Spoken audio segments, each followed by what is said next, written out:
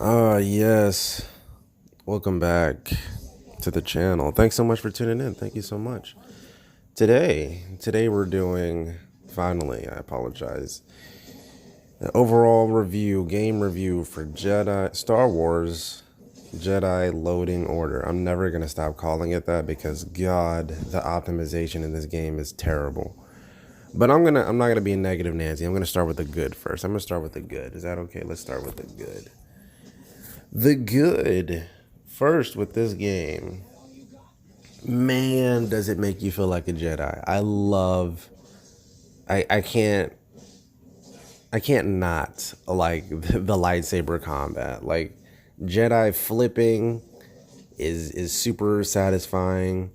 uh Deflecting blaster bolts is one of the more satisfying defense mechanics in almost any game that I can think of to date. That has been so satisfying to do. Like I love running into stormtroopers and they start shooting at me all at once. I'm like, oh god, this is great. And if you do fuck up the timing, it's kind of on you. It's a little janky sometimes, but for the most part, I never had an issue with that, and I loved deflecting blaster bolts. That alone should give it a higher grade when it comes to like the overall score for this game. Again, deflecting blaster bolts, super fun, super fun. Especially when you're running and shit, deflecting blaster bolts. Oh my god, it's amazing. What else? Again, lightsaber combat. Some of the executions, all of them were kind of samey. I think there was like 3 or 4 total in the game for each kind of enemy type, more or less. But it was still good. Of course, they had to slow it down and amplify the noise effect and everything. But it was still good. I liked it. I enjoyed it. It made me feel like a Jedi, even though Cal is a shitty Jedi. I felt like a badass Jedi. Also parrying successfully in this game feels amazing. Like once I got it down pat, should have some gameplay here where I do get some parries, but it's mainly against like some pretty predictable bosses. Instead of the fodder enemy types. It felt great. And evading especially. Well, once you get a boss down with their pattern, and once I think mainly for bosses, evading felt appropriate. It felt accurate, pinpoint. But when it comes to mobs, I don't know. Sometimes I don't know. I'm getting into the bad here, but evasion for the most part, like 4 out of 5 times. 4 out of 5. Felt great. Evasion is very great in this game. More so than even Final Fantasy VII Remake, if I'm being frank here. And I love the combat in that game. Let's see. I think I've went on enough about the good. Again, I can't comment on the story too much. I'm not an advocate, or I'm not really too much of a fan of Star Wars, the lore, but I'm not gonna let that bring down the score of the game. I'm not that much of an asshole I'm not gonna do that. I'm not gonna do that. But Sith lightning power, or Sith powers, Jedi powers, the Force, and Night Sisters and lightsabers and Inquisitors. Excuse me. All that was very interesting to me, but since I don't have a weight or a horse in the story, I'm gonna leave that grade out. It's not fair to do that to the game. Next, we have the bad. Here we have the bad. Okay, so some of the skill upgrades that you can get, I feel like, are kind of redundant. Like one of them, I remember reading one of them. One was like, you could throw your lightsaber finally, and then another upgrade was you can throw it further. I'm like, come on now, just give me the ability to throw it. And I think it was like 2 or 3 ability points. It might have been just 2. Could have been just 1, but I still think it's ridiculous. Or not ridiculous, but just there to pad the game. And I'm like, come on now. And some of the mechanics that you should already have, like double jumping, you should have that from the get-go. I don't care what anyone says. Not having double jump for a good like 2/5 of the game, maybe even 3/5 is the stupid. I don't know who thought of that, but that's dumb. That is stupid. That is stupid. Let's see what else. Also, like, if you like the combat so much, and like if you stay on a world for a while and you're killing mobs and some of the bigger mobs or whatever for skill points and whatnot.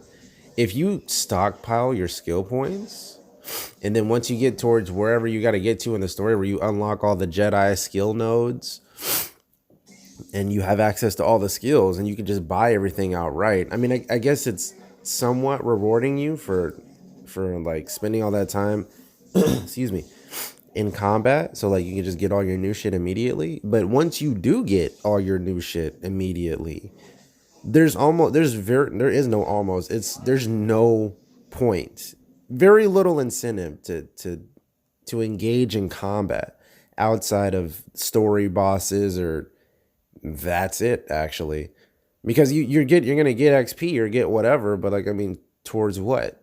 You can't use it on anything. You just have this skill point number accumulating, and you can't do shit with it. I think that's kind of jarring. But I understand this is a single player action, not really a single player RPG.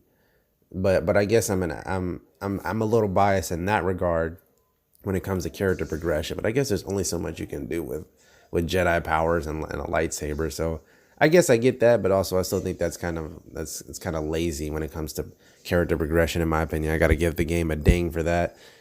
Another big one is optimization. God, you don't know how many times I fell through the fucking map, or fell through an area, or an area took like a minute and a half to load while Cal was sitting there frozen in Matrix space, because the game was trying to load something, or load a planet, or load some Imperial troopers and shit. And I'm like, are you serious?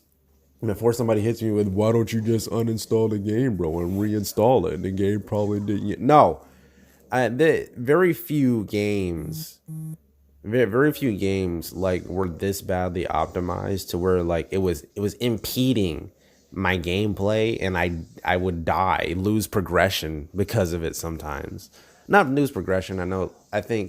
I do have to say that when you die in Jedi loading order, by die I mean like when you fall off a platform or whatever, and you just come back up with like only 1/8 of your health gone. I think that's pretty fair.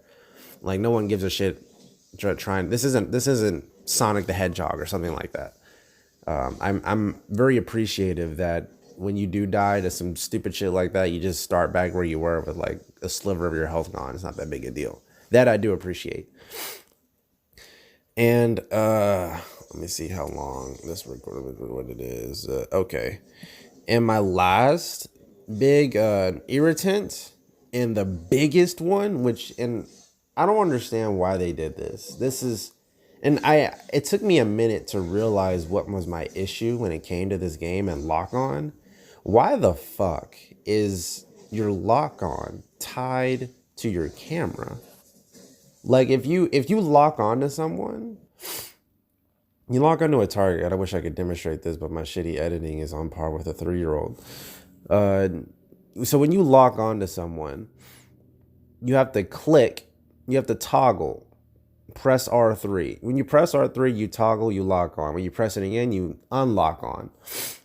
But the thing is, that's also your goddamn camera. You need use the L3 stick to move, your R3 or your R3 analog to adjust your camera.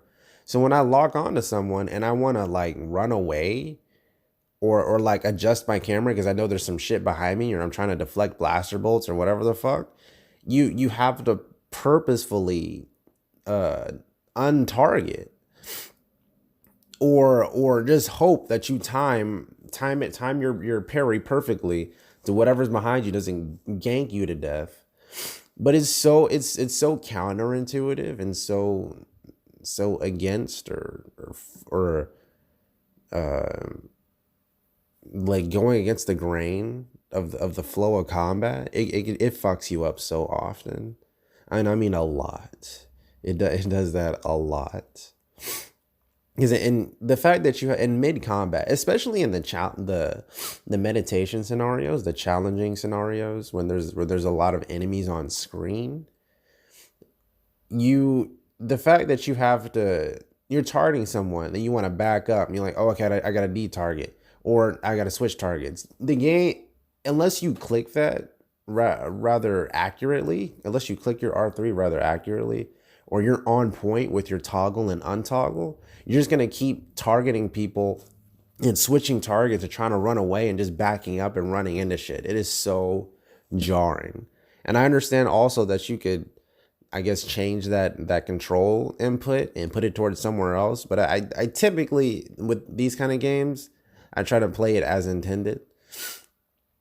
And by that I mean it's already built into to how you're supposed to do it. Like I'm not gonna change my evade into to up directional pad or some shit, but it felt natural, but also like why is that whose idea was that? I think that's stupid. I think that doesn't seem right. Why would your camera also be tied to your lock on?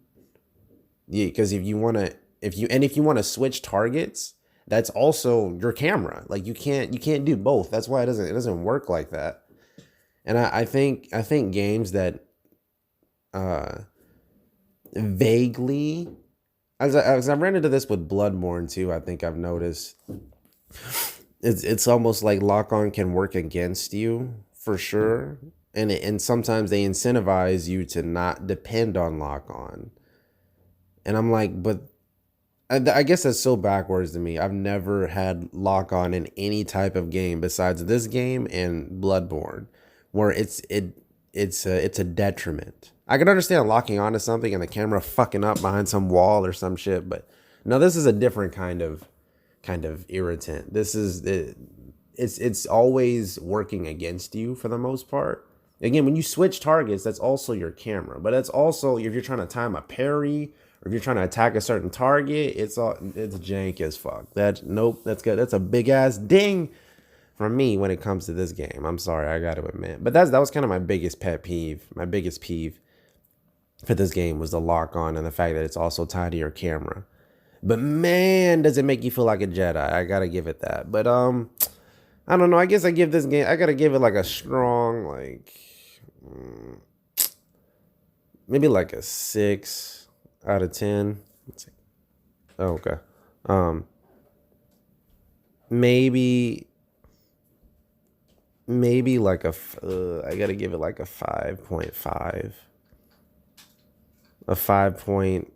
I don't. Nope. I can't give it a 6 because the lock on is so integral to combat.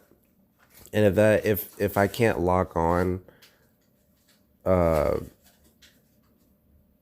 consistently or depend on my lock, not depend on my lock on, you can't. It's not that I'm depending on it. It's part of the mechanics of the game. And you're telling me not to use it? I don't understand that. I guess I have to give it a. I don't think I could give it a 6. I have to give it a 5, like a hard 5, 5.5. No, maybe that's a little harsh. Maybe that's a little harsh. Let's just say a strong 6, and that's it. It's not going any higher than a 6. If it goes higher than a 6, the game blows up. It explodes. Optimization, fuck with my gameplay. Lock on, fuck with my gameplay. And character progression being hard locked, if you or character progression punishing you if you were to um to grind beforehand and then you just don't have anything to fucking upgrade. I think that's kind of jarring. I gotta give it a 6 out of 10. But that's it for me. If anything I said made you laugh, or if you liked anything I had to say, please share the love. Thank you so much. Otherwise, I will see you in the next one.